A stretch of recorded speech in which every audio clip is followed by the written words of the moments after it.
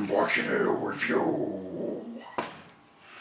Okay, we're going to be trying a beer from Devon. Well, Cornwall, I suppose. That's Edwin Tucker's. It is, like I said, from Edwin Tucker, and this is their Empress Russian Porter, which comes in at blah blah blah 10.5%. Vintage 2010, limited edition apparently. So there you go. Okay, this isn't very far from me. Edwin Tucker, it's just down the road. Edwin Tucker is basically a predominantly a maltings place where they create the malts for beers in the southwest, but they also brew their own stuff and have a great little shop. You just go in there and it's full of beer. It's amazing. I went down there and I picked this up, and also the Tameworthy Imperial Porter, which I've already reviewed. But I've been really looking forward to this one, so let's give you some info. It says, rarely seen today, but a speciality of a small number of British breweries in the late 18th century were the dark, flavoursome porter beers exported to the Baltic and Russian Empire. The high gravity and hop rate enabled the beers to be exported in sound condition, whilst adding much needed warmth to the harsh Russian winters.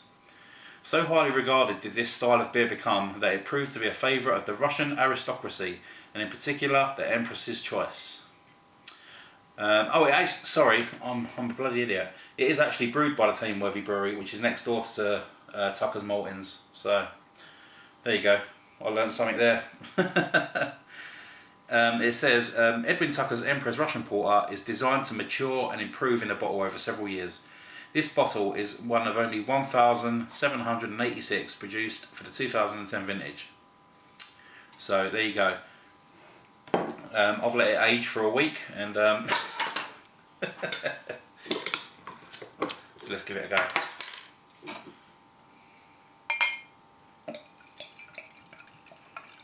Oh, it's got a nice little plug to it.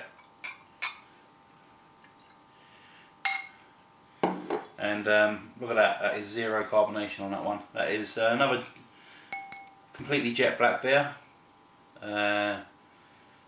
Nice little sort of alcohol legs clinging to the glass, as you can see.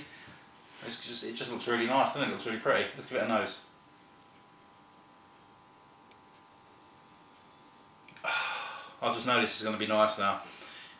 Straight away I'm hit with that like chocolate coated rum raisins with that warming alcohol underneath. That's just the sort of smell I want to get when I get like an Imperial Porter or an Imperial Stout. You know, big flavours. I don't want any of these wimpy, subtle notes. I want it to be full on, and that's what this is. Lovely dark chocolate notes. That sweet, almost like a bourbon whiskey, something like that.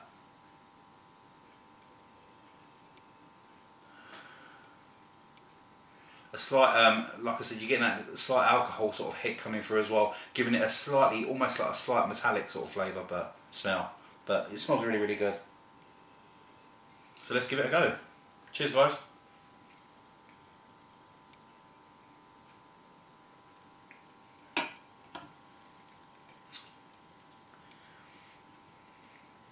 Oh wow, that is big time licorice on that. Whoa. I've heard reviewers say they get licorice in beers, and I've just never ever really got it. And I started to think it was just like a terminology, like a general term that people used. But now I can see what they mean. And that is, whoa, that's like a Bertie Bassett in a glass. That is a big time licorice flavour. Right, let's have another go.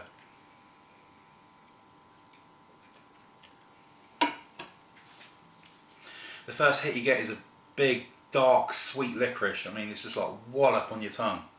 There's no carbonation.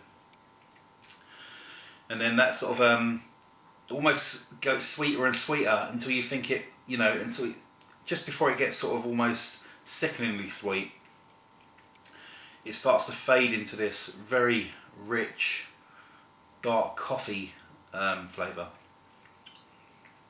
which really does hang around on the tongue. There's not that much of an alcohol hit on it. I thought there would be a bit more than this, but there isn't. But sorry, I keep licking my lips and going. but it's one of those beers that, you know, it's really tasty and you just want to keep smacking your lips over it. You get a nice bitterness at the end as well, along with that coffee note. This is a really nice porter, really nice imperial porter.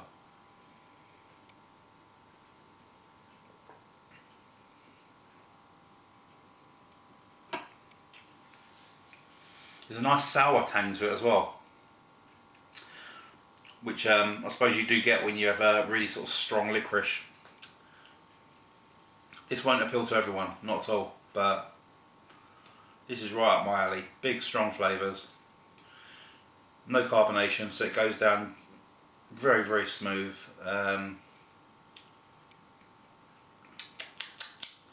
Just beautiful stuff. A nice drying coffee bitterness on the finish as well. Not that cheap coffee, I'm talking like a really sort of dark, expensive coffee. Bang on. This is exactly what I want in an imperial porter.